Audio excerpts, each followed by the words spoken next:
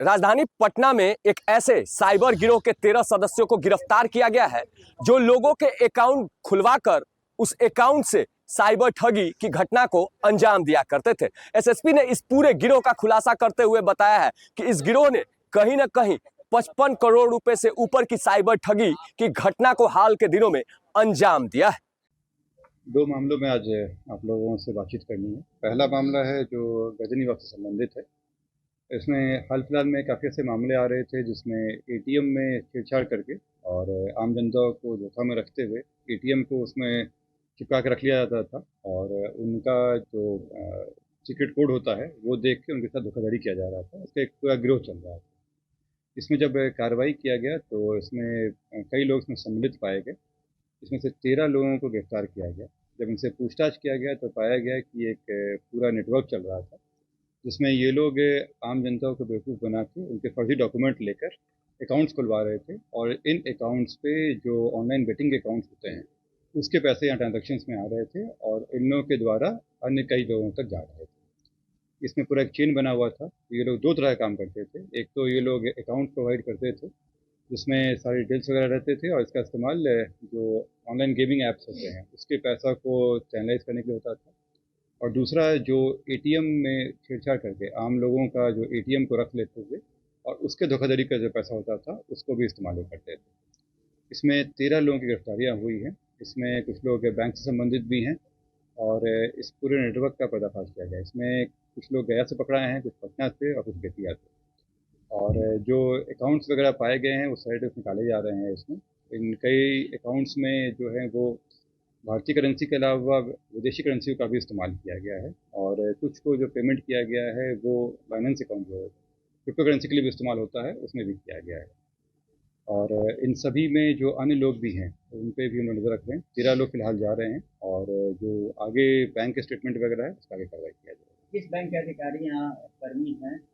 ये लोग जो लोन एजेंट्स होते हैं वो उसका काम करते थे और इन्हीं के द्वारा अकाउंट्स वगैरह प्रोवाइड किया जाता था। ये लोग कई बैंक्स का काम कर रहे थे। बैंक के एम्प्लॉय नहीं थे ये, लेकिन बैंक के लिए जो लोन एजेंट होते हैं उनके द्वारा काम किया जा रहा था। कदम कुआं, कंकड़बाग, पत्रकार नगर, कई केसेस वाले में अंका आया है। जैसे एक गर्दनीबाग वाले में भी आया है, गांधी मैदान के भी कुछ में सम्मिलित पाई गई है। इसमें जो बता रहे हैं कंकड़बाग वाला उसमें भी हम लोग जांच कर रहे हैं क्योंकि इसमें जो लोग रहने वाले हैं कुछ लोगों के कंकड़बाग में भी रहते हैं तो उसके एरिया का भी हम लोग खंगाल रहे हैं। फिलहाल जो इसमें गर्दनीबाग थाना की जो टीम थी जो एडिशनल एसएचओ सौरभ थे उनके द्वारा इस टीम को लीड कराया गया था और उस क्षेत्र में जो जो अभी तक हुआ है उसमें जांच किया जा रहा है। इसमें अन्य जगहों का भी निश्चित रूप से आएगा क्योंकि जिस तरह का ट्रांजैक्शन है भारी संख्या में तो उससे निश्चित है कि कई लोगों को इन्होंने धोखा दिया है। बरामदगी हुई है। इसमें इन लोगों के पास से जो किट होता है जो अकाउंट्स का किट वगैरह होता है वो मिला है। करीब इनके पास से 54 एटीएम कार्ड मिला है, 11 पासबुक है, 23 मोबाइल सिम के साथ मिला है। ये सारे इनमें से किसी के नाम पे नहीं थे, ये सब फर्जी वाले थे। 5 सिम है इसमें अलग से मिला है, 5,900 रुपया है, 2 4 चक्का वाहन है और 28 चेक बुक और एक पासपोर्ट इनके पास से बरामद की हुई है। आप देख सकते हैं कि 54 एटीएम कार्ड मिलना अपने आप में ही एक बहुत बड़ी शंका देता है। और जैसे मैंने बताया कि विभिन्न जगहों से लोग गए थे, कुछ लोग गया में ऑपरेट कर रहे थे, कुछ लोग पटना में थे, कुछ लोग बेतिया में थे। इसके अलावा अन्य राज्यों के भी लोग हैं तो इसको भी संभाला जाए। इसमें देखिए इसमें कई लोगों की सहभागिता मिला के है और जिसमें मैंने बताया था कि सौरभ द्विवेदी करके है, ये बेतिया का है, यही मेन है जो सबको लेके आया था और उसी की तरह एक चेन बनाया गया था जो विभिन्न अकाउंट्स वगैरह लाने के लिए। सवाल उठता है सर, राजधानी में मैंने आप लोगों को बताया कि पूछताछ में ही कई केसेस आए और जैसे यहाँ पे गांधी मैदान का भी केस इसी से निकला है और भी कई केसेस हम लोगों ने लिस्ट बनाए हैं जहाँ पे लोगों की सहभागिता आई है। इसके अतिरिक्त है जो भी हमारे पुराने पिछले 1 साल में जितने भी केसेस हुए हैं उन सब में हम लोग खंगाल रहे हैं फुटेज वगैरह के आधार पे और इन लोगों के मूवमेंट के आधार पे कि कहाँ कहाँ पे कार्य। ये अकाउंट खोलते थे, ये अकाउंट होते नहीं थे, ये लोग अकाउंट्स अरेंज करवाते थे और उस अकाउंट के द्वारा जो विदेशों से पैसा आता था उसको चैनलाइज कराते थे। हाँ वही म्यूल अकाउंट खोले जाते थे, एग्जैक्टली म्यूल अकाउंट ही खोले जाते थे और ये अकाउंट एक दूसरे को पास करते थे। जो इसमें आखिरी करीब हम लोग को मिला सौरभ द्विवेदी, इसके द्वारा जिस व्यक्ति को दिया गया उनका नाम चूंकि हम लोग गिरफ्तार नहीं किए हैं इसलिए अभी हम नाम नहीं दे रहे हैं। ये सारे पैसे ट्रांजेक्शन होता था और ये लोग हर एक लोग अपने अपने जो कट होता था उनका परसेंटेज वाइज बना हुआ था वो अपने यहाँ रख के ये लोग बाकी पैसा बनाते थे। वही हम लोग निकाले हैं। जो अभी तक हमारी जानकारी में आया है, ये लोग करते क्या थे कि कॉर्पोरेट अकाउंट खुलाते थे, क्योंकि जो इंडिविजुअल नाम से होता है उसमें अगर भारी ट्रांजैक्शन होगा तो उस पर होल्ड लग जाता है। तो ये लोग कॉर्पोरेट अकाउंट खोजते थे और उसके द्वारा करते थे। जो हम लोग को अभी जानकारी आई है, उसमें जो अभी तक मामले मिले हैं, उसमें उन लोगों की जानकारी के बिना में फर्जीवाड़ा करके एक अकाउंट खोला गया। नहीं, कंपनी सही है, कंपनी फर्जी नहीं है। कंपनी की जानकारी के बिना में उसके नाम पर करते हैं। ये वही दिख रहा है इसमें। इसमें जो बैंक के लिए लोन एजेंट्स होते हैं उनका अभी तक आया है, और जो जो अकाउंट्स खुले हैं उसका डिटेल्स हम निकलवा रहे हैं कि उसका सत्यापन क्या कराया गया, तब वो बैंक जिम्मेदार है इसमें। देखिए, ये क्लियर कट है कि इसमें जिस तरह का डॉक्यूमेंट्स है और जिस तरह के चेक्स बने हुए हैं, अगर वो चीज़ें पालन नहीं हो रहा है तो बैंक कर्मी जिम्मेदार होंगे।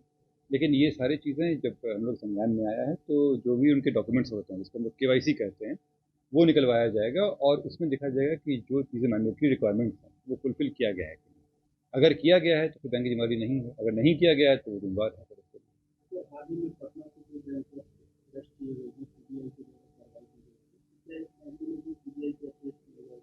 देखिए, अभी फिलहाल हम लोग उसको जांच कर रहे हैं, और अगर ज़रूरत पड़ेगी कि उसमें हम लोग इस तरफ से नहीं होगा, हायर लेवल पे चाहिए होगा, तो हम लोग अप्रोच करेंगे। फिलहाल अभी इस तरह करें। बिल्कुल, जैसे मैंने आपको बताया कि जो भी KYC डॉक्यूमेंट्स वगैरह आए हैं उससे हम लोग बैंक पर जांच करेंगे। गिरफ्तार लोगों का नाम क्या है? इसमें 13 लोग हैं, डिटेल्स हम आप लोगों को शेयर कर देंगे। इसमें मैंने आपको बताया कि इसमें ट्रांजैक्शन में बाहर से पैसा आया है और पैसा बाहर भी गया है, और अब इनको कितना नॉलेज था ये तो जांच में क्लियर होगा, लेकिन इनके अकाउंट से पैसा आ ही गया है। किन राज्यों में सर इनका आदमी है, किन किन राज्यों में इनका नेटवर्क है? देखिए, हम लोग फिलहाल जो बिहार में 3 जगहों से, गया, पटना और यहाँ से बेतिया से लोगों को उठाए हैं। इसके अलावा भारत के कुछ अन्य राज्यों से भी आया है, लेकिन ये क्लियर करते हैं कि जो ऑनलाइन बेटिंग एजेंसीज जो थी, ये लोग बाहर ही कार्यरत थे। तो विदेश में कई देशों का आया है इसमें, पर ये कंपनीज जो होती है जहाँ रजिस्टर्ड होती है उसका डिटेल्स मिलता है, जरूरी नहीं कि पैसा वहीं से ओरिजिनेट हुआ। क्रिप्टो करेंसी मामले में कितने लोगों को ये मिला? क्रिप्टो करेंसी के माध्यम से इनको पेमेंट मिलता था।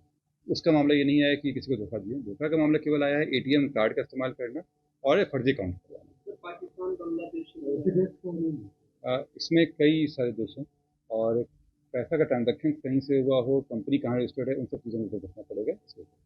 पटना SSP ने साफ किया है कि इस गिरोह के तार पाकिस्तान और नेपाल से जुड़े हैं या नहीं, इसकी भी जांच शुरू कर दी गई है। जल्द ही इस गिरोह में शामिल अन्य सदस्यों को चिन्हित कर पाकिस्तान और नेपाल के कनेक्शन को निकालकर मुकम्मल कार्रवाई करने की तैयारी अब शुरू कर दी गई है। नीरज त्रिपाठी, News 24, पटना।